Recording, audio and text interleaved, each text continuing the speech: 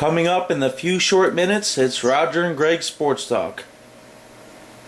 We got Tim Tebow. We got the Chicago Cubs possibly winning the 2016 World Series. We have baseball playoff predictions, recap. We have NFL recap predictions. Come on back, guys.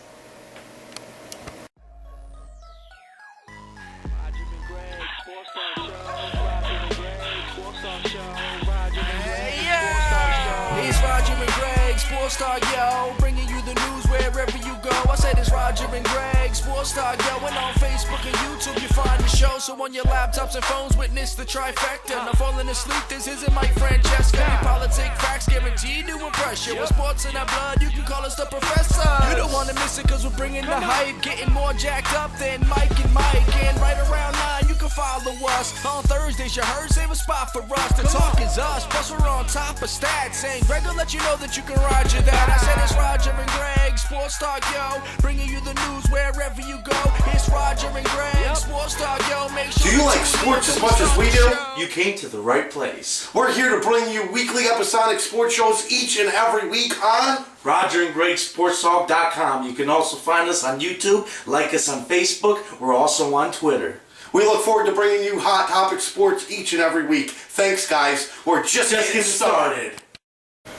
Welcome everyone to Roger and Greg Sports Talk. My name is Roger. I have Greg here with us. Greg, how's it going, buddy?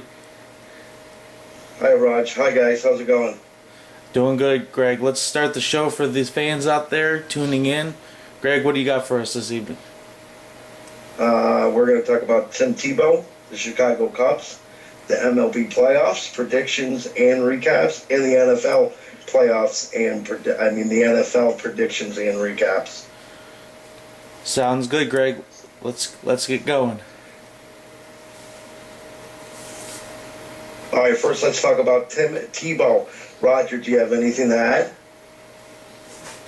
Well, Tim Tebow, as I checked up on, Tim Tebow was invited to the Arizona Fall League where he went hitless. I think Tim Tebow is... I think he just bad at everything. He couldn't make it in football. I don't think he's going to make it in baseball. I just think that baseball is benefiting off of him. I think it's because of his popularity. I think baseball's benefiting off of him by him just being there. But I don't see his MLB career lasting long. Greg, what do you think on that? I think you're absolutely 100% correct. I don't think he thinks that it's going to last because he has an ESPN gig that is on Thursday and Friday, and he is going to take time from his baseball career to do that show each and every week. So that tells me that he's using ESPN as a just in case. You know who he reminds me of, Greg? He reminds me of Michael Jordan, when Michael Jordan stopped playing basketball for a period of time and he decided to play baseball. You and I both know how that went. Right, no, not very successful, not at all. But at least Michael Jordan had something to go back to. Tim Tebow, really, he'll end up on ESPN 6 days a week. I think he might try something else when his baseball career is over with. I just think that he thinks he's better than actually what he's been playing football and baseball. So you never know. Maybe he'll be in soccer next or something. Right, with Tim Tebow, you never do know. Okay, let's talk about the MLB playoffs. Have you been able to watch any of it, Roger? Yes, sir. It's been a wild roller coaster of a ride. I very much enjoyed the playoffs so far, but I was kind of rooting for. Did you ever believe the Red Sox would get swept? I truly didn't. I think the hitting was there. I just think the pitching just completely failed them. David Price looked terrible. David Price yet again. Yeah, and no playoff wins. It's just terrible. I mean, these guys toward the end of the season, they were hot, and then they fell off and they lost their last 8 of 9. Everybody was like, "Oh, they're just losing. It's not, anything to worry about." But then you go into the playoffs and you're supposed to have some kind of momentum with you, and they go in there and they lose 3 straight to Cleveland. With Right, this, let's not take any credit away from Cleveland either. They have a good ball club, and they should match up very well versus the favored Toronto Blue Jays. Do not be surprised to see that series go 6 or 7 games with Cleveland coming out on top.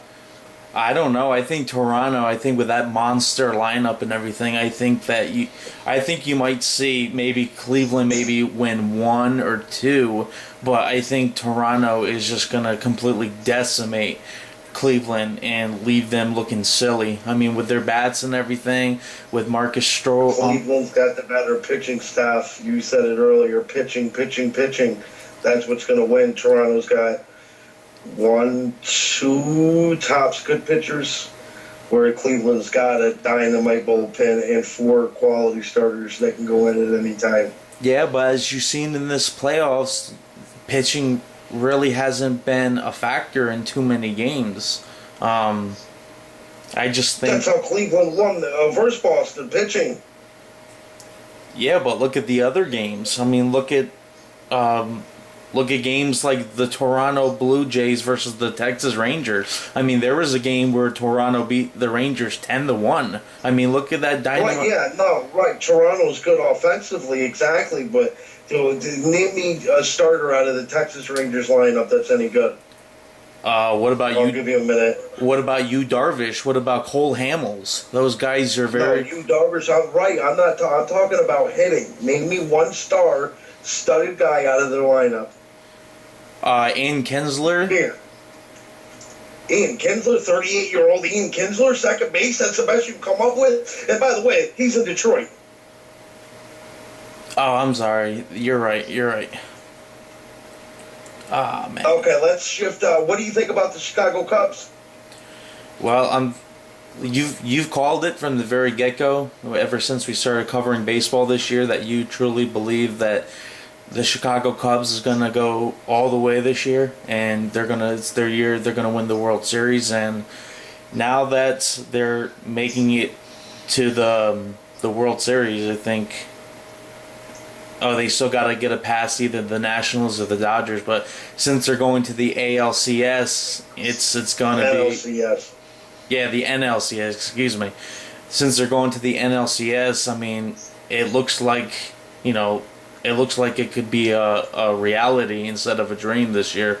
But yeah, with that pitching rotation, Chapman at the end of their bullpen, I mean, it's going to be very hard to stay afloat with those guys and everything, and their hitting is really spiking, as you've seen against the Giants and everything. I mean, they really come together like their slogan is right now. They never give up, and it showed it the last time they played against the Giants, where they came back and won after scoring 4 runs after the Giants bullpen giving up those runs in at the end of the innings. I watched every pitch of that game, and I got to tell you, there was about 30,000 Chicago Cub fans.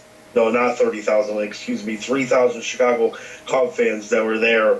And up into that 9th inning, they were thinking, "Uh-oh, here we go again." Game 5 would have been at Wrigley Field, but going back to Wrigley Field after Giants winning 2 in a row, all the pressure would have been put back on the Cubs. And then the young guys, it's the young guys that came up clutch. Besides Ben Zobra, the rest were Baez and another young guy that didn't even join the club till mid-July. They're coming up. So these guys are coming up. They're fearless. They have nothing to lose. If they get an out, no big deal. If they get a hit, they're the hero, and that's exactly what's happening. But like you touched on it, the bullpen for the Giants just completely collapsed. But at the same time, yes, everybody's going to praise Bruce Bochy. He's won championships. He knows what he's doing. But I think he was quick trigger pulling these pitchers in left and right. I mean, Romo's your guy. That guy gives up a hit to Zobrist, and he's out of there. Well, the game wasn't even tied yet. The game was still 3-5 men on second and third. I stick with him at least one more batter. What's the worst that he's going to do? My opinion is, Greg, now call me crazy, I know, the Giants should have never taken out Matt Moore. Matt Moore, I know he was at 120 some on pitches, but there was a time in the middle of the season where he had like a no-hitter going, and Bruce Bochy kept him in, where he was up to 133 pitches, but he gave it up. But he kept him in. I completely agree. At least if I'm Bruce, I put him out there in the ninth inning, and if he gives up a hit, a walk, anything to start it out, then you yank him. But yeah, give him the ninth inning. Let's see what happens. You're winning by 3. Exactly. I mean, why wouldn't you? I mean, I know it's not the no-hitter like he had in the season, but it's a very important game. Your season rides on it. You need to have him out there. So, I mean, the guy he gotten through the 8th inning really good. I mean, why not putting her back out there like you said? But within that game... Right, so who do you have for Nationals and Dodgers winning? Oh, man. It's going to be close, but I think when it comes to push and shove, I think the Nationals are going to take it. Yeah, me too. Bryce Harper last night when he played the Dodgers, he had one of the best swings that he's had all season long as I've seen him. He looks like he could like break out, and that can give him momentum in the rest of the playoffs, and I think he's going to come up big. And Max Scherzer is one of the top pitchers in baseball. I think he's going to shine bright. And the Nationals... Okay, so you got the Nationals playing the Cubs. Who's winning that? Oh, man, it's going to be tough. I mean, offensively, I would have to say they're just about the same. But pitching-wise, the Cubs have a better pitching rotation, hands down. Okay, so you have Cubs, Blue Jays in the World Series. Who's winning? The Blue Jays, hands down. Okay, so I have the Dodgers losing to the Nationals losing to the Cubs, putting the Cubs in the World Series. But I have Cleveland geeking it out and Toronto playing the Cubs, and the Cubs winning the 2016 World Series. And finally, the 108-year drought, the 108-year jinx, the 108-year Billy Goat, Steve Bartman all put to rest. But then you got to ask yourself, Cub fans, once you win it, what do you really have? All that lovable loser, that's all gone. So I want you to ask yourself when you go to sleep tonight, if we win, will it be worth it? All right, now let's move on to the Giants and the Green Bay Packer football game. You guys, I know for a fact, Roger, you watched it. I watched it. I'm going to let you take the floor. I just want to say I was very disappointed. Go ahead. Well, I was very disappointed in the game, too. Like you said, I watched like every second of the game. These two teams are both one of my favorite teams in football, as you know, Greg. The Green Bay Packers look really strong. The game could have been very different if the Giants would have, I truly believe, would have made, there was like 4 opportunities, 4 catches that could have been made. Maybe there was one more, too. But there was several opportunities that Eli Manning gave these receivers into catching the ball and making great plays and everything, but they just weren't there. They weren't there to catch the ball. Even their defensive line. No, I totally disagree. I blame that on Eli Manning. Eli Manning had a terrible game. I don't blame it one iota on the receivers. Eli Manning after the game even said, "Boys, that one's on me." But that's like I was coming to. That's in my opinion. That's vintage Eli Manning. I mean, he's scared of being sacked. That's where. No, it's not vintage Eli is. Manning. Absolutely not. The man had a bad game. Vintage Eli Manning, 2-time Super Bowl MVP. Get out of here. Vintage Eli. He's always Eli Manning. He takes his team down the field and scores the game-winning touchdown. That's vintage Eli Manning. They only scored one touchdown, and they had 3 other field goals. How is that taking them down the field? I'm not talking about that Sunday night's game. You said vintage Eli Manning. In other words, summing it up in his career. Are you out of your mind? I'm just saying he's afraid of being sacked. That's what I'm worried. That's what I'm basically saying. What quarterback is it? Tom bitch Brady, he's afraid of getting sacked. If Get the it. thought of it even crosses his mind, No. he loses Super Bowls. Look at Aaron Rodgers. That guy is running down the field. That guy is squirming all over the place. That's a real quarterback. That's the guy who you could take to the Super Why? Bowl. Because he's mobile? He even had a terrible game, in which he, in fact, said he did. Yeah. He under 50%. Yes. Aaron Rodgers hasn't been good since 2011.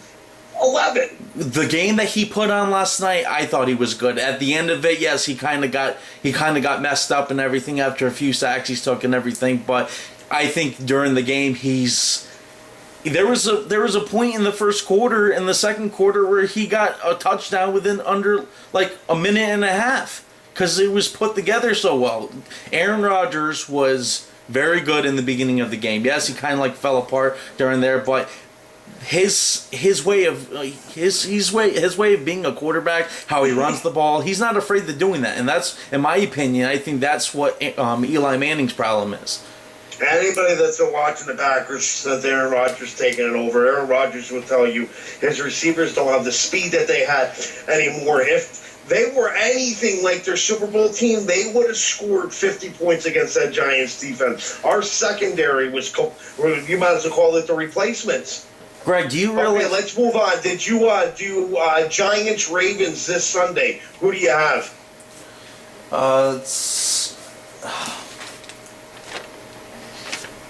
It's going to be a tough decision.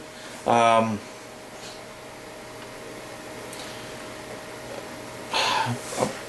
would like to say the Giants, but Giants are 2-3. I kind of would like to have them win, but I think the Ravens are going to take that game. Ravens are 3-2. Greg, do you think the Giants can get back at 500 and beat the Ravens and get back on track?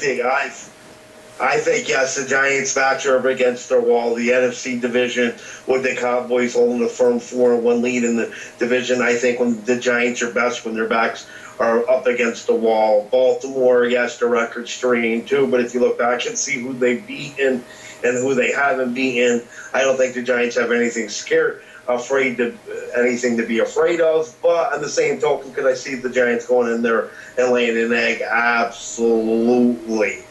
The Giants. Okay, Roger, do you have anything else on the NFL?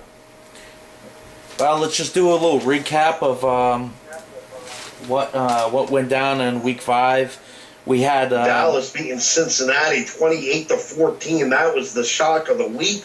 I thought for sure the Cincinnati Bengals would run wild on the Cowboys. I cannot believe Prescott is 4-1. And keep in mind, if Williams gets out of bounds in Week 1, the Cowboys could be sitting pretty looking at 5-0. But Jerry Jones coming out and saying when Romo comes back, he is our man. Are you kidding me, Jerry Jones? Are you kidding me? This man is 4-1. By the time he gets back, he'll be 6-2, 6-1. And you're just gonna sit him down and let Tony Interception Romo take over? Are you crazy? Yeah. Why would you try to fix something that's not broken? I mean, they're doing good and everything. Why they're doing good already? Why would you throw Tony Romo in there and risk? I mean, he's a good quarterback. I mean, he's definitely one of the top quarterbacks in the game. But I mean, you got to go with what works. And right now, you said they're 4-1. They're working. You don't change it. But a shout out to Steve's team, the Minnesota Vikings. They're undefeated this year. In Week 5, they beat the Texans 31-13. Greg, your comments on that for Steve, and what do you think about the Vikings? Minnesota, oh my God, they lose Adrian Peterson. Sean Hill is their Week 1 starting quarterback, barely geeks out a win. The next day, Monday, Sam Bradford sitting on a plane on his way to go play for Minnesota. And what's the record now, Roger? 5-0, 4-0? The 5-0 for the Minnesota Vikings. Right, 5-0. Now, how are they doing playoff time? That's yet to be determined, but their defense is definitely a force to be reckoned with. So those are just a couple of some of the recaps of the NFL. For Week 6, we're going to see the Broncos versus the Chargers. Greg, what do you got for the Broncos and Chargers? Broncos? Yeah, Broncos are 4-1. The Chargers are 1-4. as you know, the Chargers are not starting off too good this year, so let's see if they can bounce back. But I choose the Broncos too. Next, we got the Eagles versus the Redskins. Oh, that's a toughie. I'm going to have to go with Redskins. Well, if the Redskins do win, that'll move the Redskins to 4-2, and that'll move the Eagles to 3-2. So we'll just have to see how that goes. Greg, the Steelers, Pittsburgh Steelers versus the Dolphins. Dolphins are 1-4, and the Steelers are 4-1. What do you got? That's a no-brainer. Steelers. Yeah, I agree too. I've always liked the Steelers, and think they have a good, solid team. Greg, the Jaguars or the Bears? They both have very bad records. The Bears are 1-4, and the Jaguars. Me too. The Bears are just kind of like, I give up on them. Their season's washed up.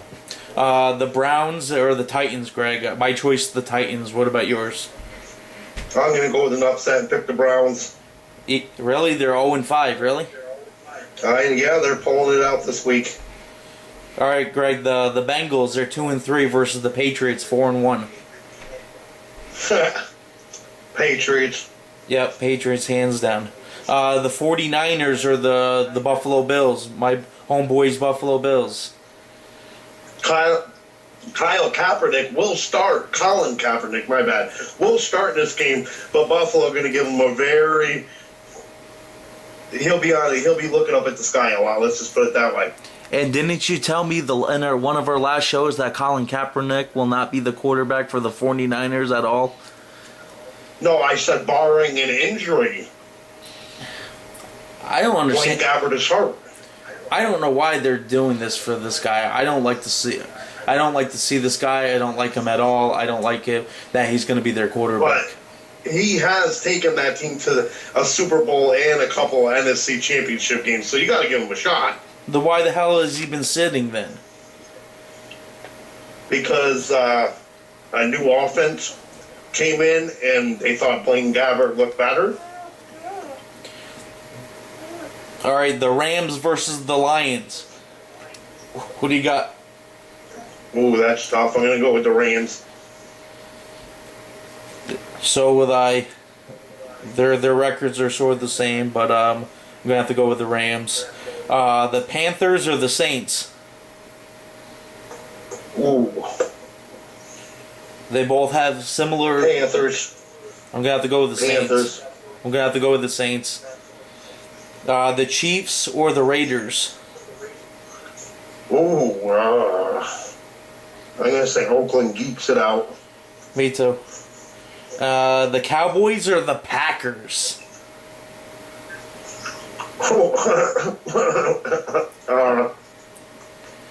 Ooh. The Cowboys... Yeah, Prescott's done. Yeah, the Packers take it. So do I. The Packers are 4-1. The Packers are 3-1. The Cowboys are 4-1. Packers are my choice too. If Aaron Rodgers can get his stuff together, I know the Cowboys are a little bit more competitive than what the Giants will be last game they played, but I think if Aaron Rodgers played how he did in the first half, I think the Packers will be fine. The Falcons or the Seahawks? These teams are one of the both red hot teams in the NFL right now. Who do you got, Greg? I'm going to take Seahawks. I'm going to take the Falcons. The Indianapolis Colts or the Texans, Greg? Who you got? Andrew Luck and the Colts. Me too. All right, and last but not least, the Green Machine, the Bums, the New York Jets or the Cardinals? Oh, Arizona. Me too. All right, so that's the Week 6 predictions. Greg, you have anything else you want to switch to? No, just let the fans know we're going to do a wrestling show. We're going to call it Part 2 or Episode 2. The only thing I had to say on the show is, let's go Cubs! Let's go Toronto.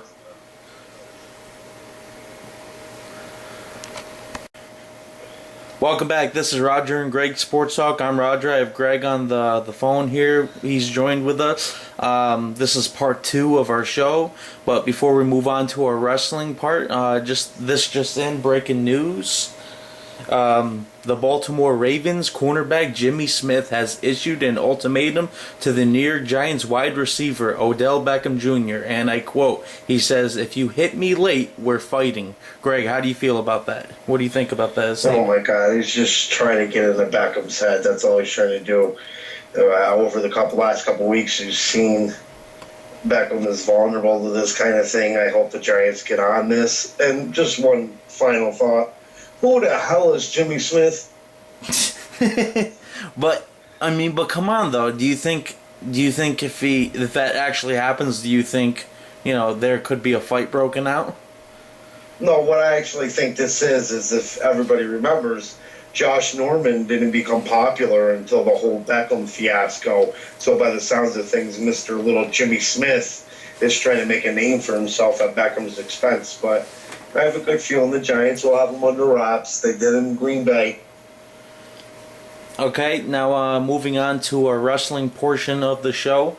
Greg, we're going to cover some major topics in the world of wrestling. We got No Mercy results, Raw results, SmackDown results, and probably the bigger news of them all is Goldberg. Greg, what do you want to start off with? I would like to start off with Goldberg. All right. Well, as you know, Greg, Goldberg was issued a challenge by Paul Heyman, and I guess Goldberg went on ESPN and was making some comments about Brock and hinting on a potential return and commenting off of Paul Heyman's remarks. So anyway, after the whole Paul Heyman segment, I guess Goldberg sent out a tweet saying that he's going to be at next Monday night on Raw. He's going to be there on Monday Night Raw to shut Paul Heyman's mouth and to address Paul Heyman's comments. As you know, Paul Heyman offered him to fight Brock any place and any time. Greg, your thoughts on that? My thoughts are this. I think WWE dropped the ball tremendously on the whole Goldberg angle. They ruined the whole surprise element by not even having Goldberg appear, or not even in an audience or something like that. They're more worried about this ESPN. I was just watching ESPN tonight on ESPN News. They had a whole thing with The Miz and his wife and Jonathan Coachman. And as we all know, well, I don't know if everybody knows, but Disney is owned by ESPN, and Disney owns stock into the WWE network. So it's come abundantly clear Vince McMahon no longer cares about the fans. It's all about the media and the social media and ESPN. But they completely dropped the ball on this whole Goldberg thing. The whole surprise of just have Brock standing in the ring talking about who's next and have his pyro hit and the place will erupt. Building will come off the foundation, but no, they ruined that. And do you really honestly think Goldberg's going to come back and beat Brock Lesnar? Oh, of course not. But I'm just hoping that they put on a better match than what they did before. As we both know, they fought at WrestleMania. Both of the wrestlers, both of them were on their way out of the WWE. So I think they really couldn't care what kind of match they put on. But Goldberg's 49 years old. He's almost 50 if he's not 50. So I don't know what kind of shape he's in. He doesn't look as big as he once was. He even released a statement before that. I have seen him wrestle at Citi Field this summer, and he, quote unquote, he still has it. Oh, well then, see, I didn't see him at Citi Field, but if you say you think he still has it, No, he definitely still has it. Yeah, but he has what he had before. He's more of a brawler. You're not going to see him jumping off the top turnbuckle anytime soon, but he has what he's always had. Yeah, but I think within the years, I think Brock Lesnar kind of changed up his attitude, changed up his way of wrestling too, and everything. He might have even added like a gimmick or two with like the whole Suplex City. So I think. But Brock Lesnar, he's not willing to take a bump, and he doesn't want to do anything crazy. Dean Ambrose has been on the Stone Cold Steve Austin podcast saying that Brock Lesnar, when they fought at WrestleMania, he wanted to do something sweet, he wanted to do something awesome, and Brock was like, no, let's keep it simple. So as far as WWE, they really dropped the ball, even on the surprise factor, because like I said, we all know Brock Lesnar is going to win. Goldberg won at the WrestleMania you speak of, so there is no way in hell Brock Lesnar is going to fall and lay down for him, unless they build something more off of this storyline and create a faction or something. Like that's the only way Goldberg wins if somebody helps him. There's no way in hell Brock Lesnar is going to get pinned 1, 2, 3 by Goldberg. Legit. And it wouldn't surprise me one bit. I just have that feeling that you are going to see a WrestleMania rematch. I don't see it happening anywhere else, and there's nothing really built up to WrestleMania this year yet, so why not have the ultimate rematch of all time and then put them facing each other at WrestleMania again? It wouldn't surprise me one single bit. Goldberg's going to come on Raw. He's going to be like, I accept your challenge. Let's do it at WrestleMania. That's what's probably going to happen. No, it's going to be do it at Survivor Series.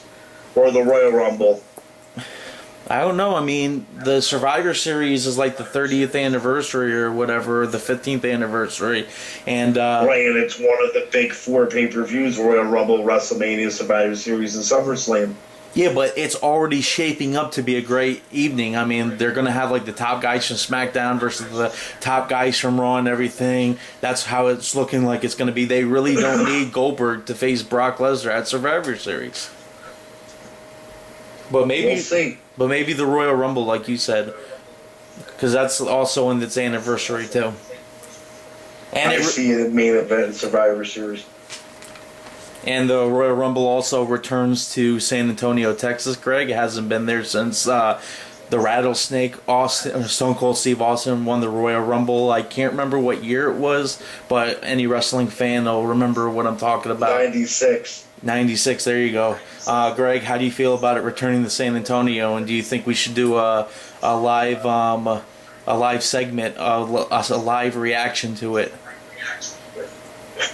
I think it would be a splendid idea to do a live reaction show for the Royal Rumble. We have lots of wrestling fans that are watch our show, and I'm sure they would love to just see a live reaction as they're watching it on the WWE Network.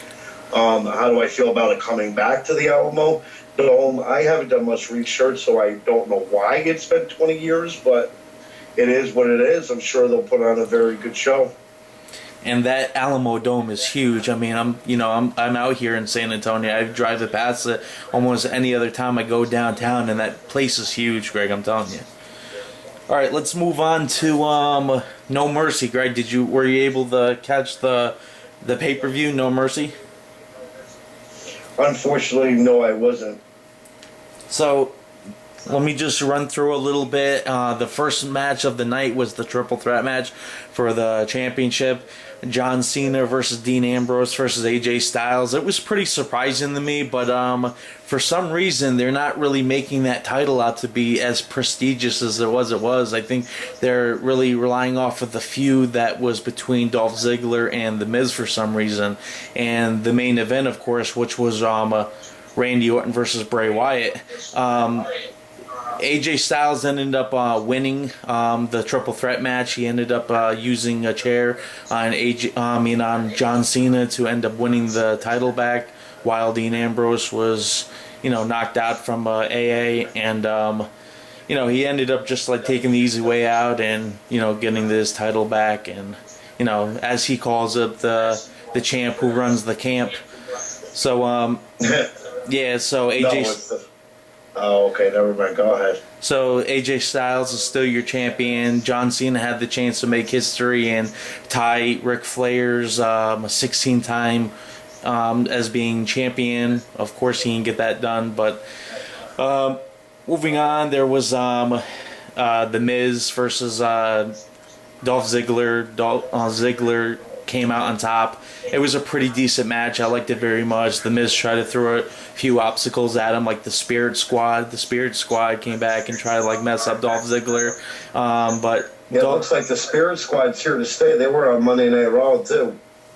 Yeah, they were on SmackDown too. But yeah, they were definitely they definitely look like they're here for a while. That's Kenny Dykstra, one of them was, but yeah, but I think they put on a good show. Dolph Ziggler put up his career on the line, so I think he basically gave away that he's not going anywhere, and you know he's here to stay, and he's gonna become champion even before it. And Randy Orton versus Bray Wyatt.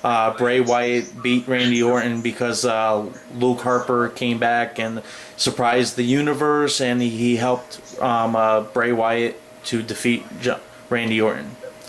That's basically what happened. Anything big on No Mercy. There were some other results, but not really anything special where to get into detail with. All right, moving on. Let's go to Monday Night Raw. Greg, were you able to catch that? Yes, I was. All right, what did you think of Monday Night Raw? It had its moments, but touching on the Miz and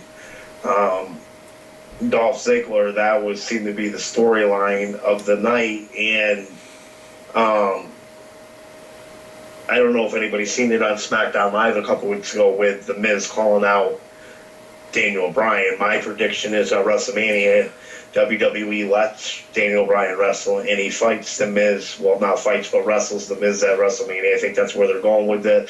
They were talking about it again, like I earlier stated about the ESPN show. They were talking about it again tonight with Daniel Bryan. It's definitely going somewhere.